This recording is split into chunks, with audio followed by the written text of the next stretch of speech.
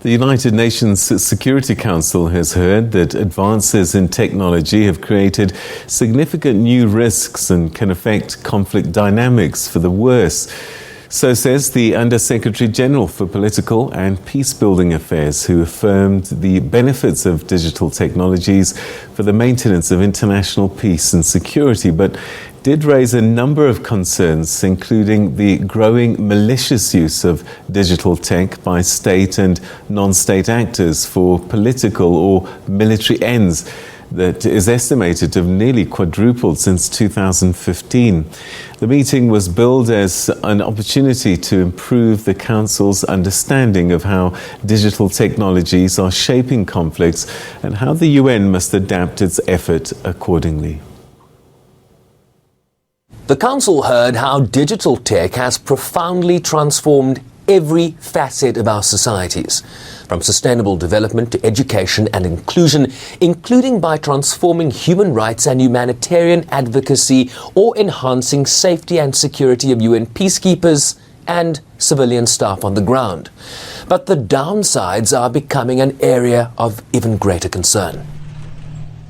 As the malicious use of digital technologies expands globally, non-state actors are becoming increasingly adept at using low-cost and widely available digital technologies to pursue their agendas.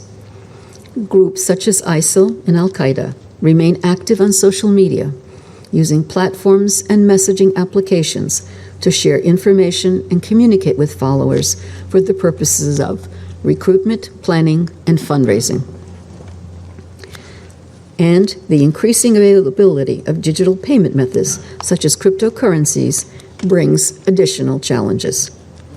Further, digital technologies have raised major human rights concerns, from artificial intelligence systems that may be discriminatory to the widespread availability of surveillance technologies that can be deployed to target communities or individuals.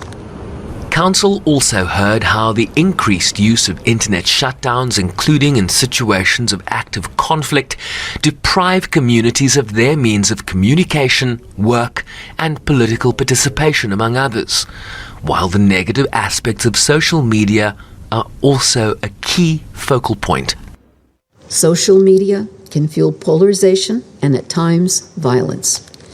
The misuse of social media and the sometimes limited or not fully adequate response of social media companies is enabling the spread of disinformation, radicalization, racism, and misogyny.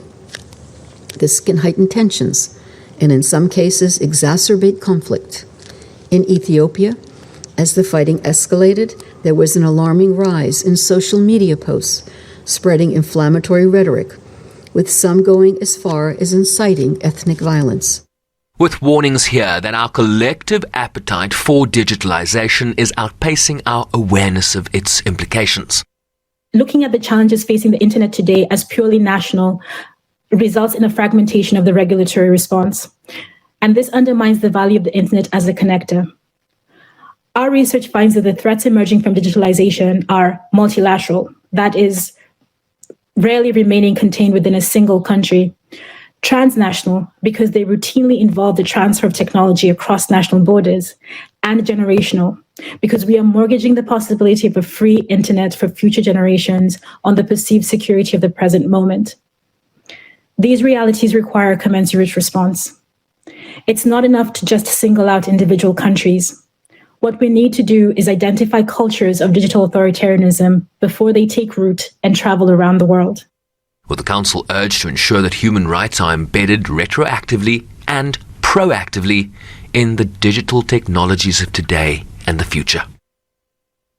Leaving the Council to consider 3 principles: that digital rights are human rights, that the power of the internet be treated as a public good and for the greater good, and that actions the Council chooses to take must seek to protect the aspirations of future generations. Sherman Bryceby's SABC.